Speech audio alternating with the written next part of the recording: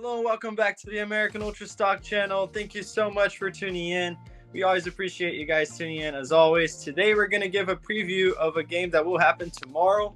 The USMNT takes on Panama on the second match of Copa America. We won. We did the job. A very competent effort in the first round with a 2-0 win against Bolivia. Now we're going to face a well-known rival that we faced over the years. We haven't played them in a while, Braden. I don't think that if we want to scratch off that Gold Cup match, we beat them 5-1 last time, so things may be looking up. First of all, I'm gonna take if you can take it away and give us your main takeaways and points that we can take from the debut of both sides, the USMNT and Panama, who put up a good fight against Uruguay. Yeah, so we already talked about the USMNT in our post-match reaction to Bolivia. It was a comfortable but a little unconvincing 2-0 win over the bottom feeder of South America. I think it's fair to say. Early golazo from Pulisic basically set us on our way. We were up 2-0 at halftime. Didn't really have as much motivation to go and score. We created chances, but Pepe missed them. I think we're going to need to be a little bit more clinical in this match because Panama are a higher quality side than Bolivia are. But it's just a really good thing that we got off to a fast start, because if not, it could have been a little bit ropey towards the end of the match. But for Panama, like you said, they held their own against Uruguay for the first 80 or so minutes, but ultimately did end up falling 3-1. Got a late consolation goal at the end of the match that only ends up mattering for goal difference if they end up getting a result against us, which hopefully won't happen. I do think they're a lot more dangerous, especially attacking wise. Bolivia didn't really pose much of a threat. They had a couple of shots, but they were all from long range, simple saves for Turner. And I think Panama, they scored a goal against Uruguay. They've shown in the past that they always want to take it. Two teams, they don't care the level of the competition. They're always going to play open, try to play attacking. They dominated Mexico in their last appearance, but the clinicality cost them, ended up losing 3-0. I think it maybe could be a similar display, but we're going to have to be careful and respect them. Absolutely. Props to their manager for sticking by his guns, really, and saying that they'll play the right way.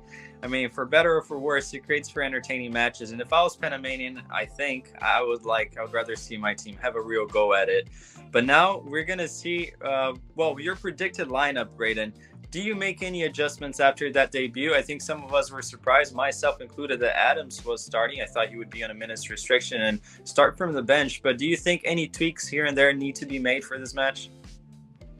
Well, it did appear that Adams was on a minute restriction because he did come off at halftime, and I don't think that was because of his play. I don't think he really did anything wrong to warrant an early substitution. I think it was just due to caution, and because of that and maybe a couple other things, I do expect a couple of changes. We did see a lot of consistency from Berhalter in the two friendlies before the tournament against Colombia and Brazil, particularly in the back line. I expect an unchanged defense with Turner in goal, Scally and Jedi at the fullbacks, and Richards and Ream at center back. Having Ream play this many matches in this little time at his age of 36 is maybe a little bit concerning, but I thought he would be rested for Brazil after the Colombia game just a couple days earlier. That wasn't the case. Maybe he'll get a little bit of a break just because the Uruguay match is more important in terms of topping the group, and we can get by Panama without Tim Ream, and maybe it would even be a blessing to have someone who's a little bit more pacier go up against Panama. But I do think that they'll both start. If not,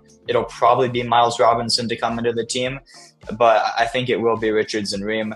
Either way, whatever center back duo we go with should be probably fine for the most part. In the midfield, I expect a couple of changes, actually. I think Johnny will come in for Adams as the 6 because he has been getting more extended minutes in this window and in the friendlies as well. And since Adams did come out at halftime, I think, especially in the game against Panama, we're going to want to save him for Uruguay and manage his minutes a little bit. So it's the perfect opportunity for Johnny to come in.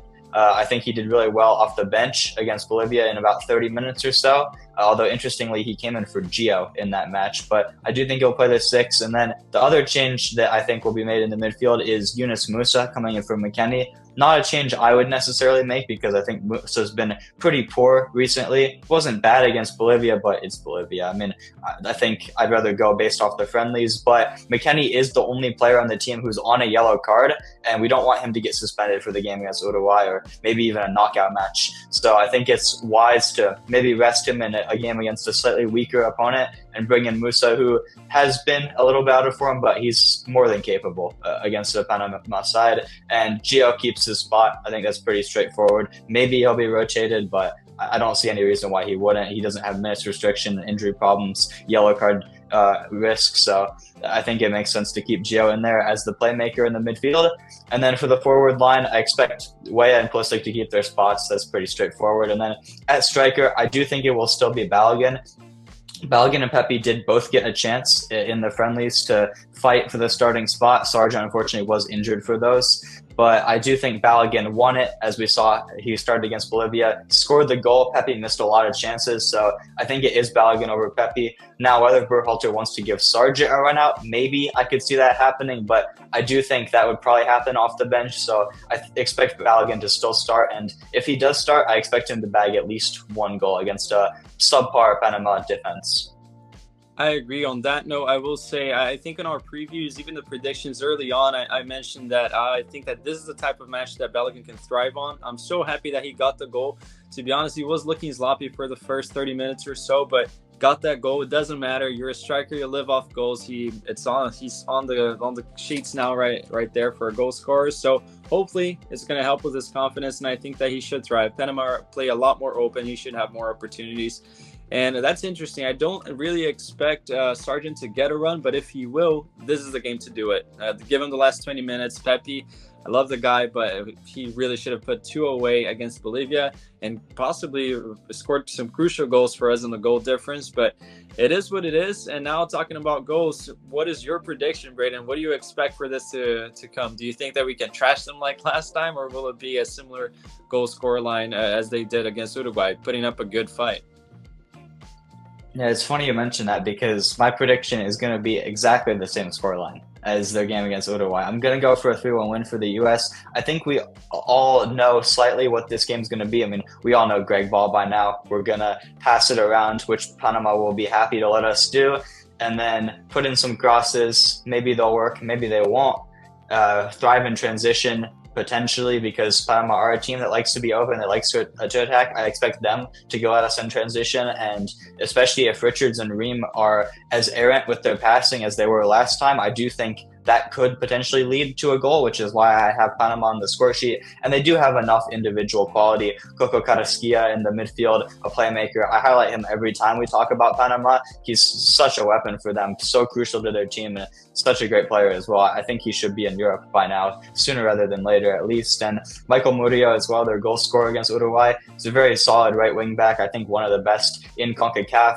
It was a great goal against Uruguay, and I think he's going to be one to watch, especially since he will have to go up against Pulisic on the defensive side of things. But I do think we have enough firepower to get the job done, and Panama trying to go for it and get a goal because they do need a result here if they want to have any chance of going through the groups. They're going to need to play for a win or maybe at least a draw. So I think they're going to leave some vulnerabilities in the back, despite they did play with a back 5 against Uruguay. Maybe they'll stick the formation against us. Maybe they'll try to push a little bit more attacking. But either way, I expect some opportunities for us, a lot of opportunities, and we'll be a little bit more clinical than we were against Bolivia, end up scoring 3, and job done. Interesting. Yeah, it's nice that you highlighted Coco Carrasquilla, because my brother, well, he cheers on for Uruguay. He's doing that like me, but with Brazil and Uruguay, and he was surprised. I told him before the match, and after the match, not only him, but a lot of Uruguayans, you look at their pages, they're all saying number 8 is a beast. Where does he play? Where does he play? So he's the danger man as always, but I'm going to go with a 3-1 comfortable win for the U.S. Maybe I'm getting too optimistic right here, but I think that just if this was the opener, I would be a little bit more restrictive, but Panama needs a result, and they play by nature. They play having a real go at it when it's just a neutral match. So now that they could really make if they get a result right here, why wouldn't they believe that they can make it through? So I think that they'll be open, leave out some spaces. I hope that we get some rotations in there, like you said, with Johnny starting instead of Adams. I hope that Berhalter manages this well, so we have a fresh squad for Uruguay. McKinney, I don't know why he got that yellow card. It was a little slow. So, hey, perfect opportunity for Musa to try to make a case for himself, especially with the rumors going around McKinney now. But leave a comment down below, guys, what you think will happen in the match. Your prediction, your takes. Can Panama surprise us? Are we getting on a high horse right here thinking that it's going to be a comfortable win for the U.S.? They did put up a good fight, but let's hope that the boys can do their job, and then we leave it all for the final decider, final group match, which we'll also leave a vlog for. We will be there in the stadium. So thank you so much. Make sure to like, subscribe, share with your friends, and we'll see you next time.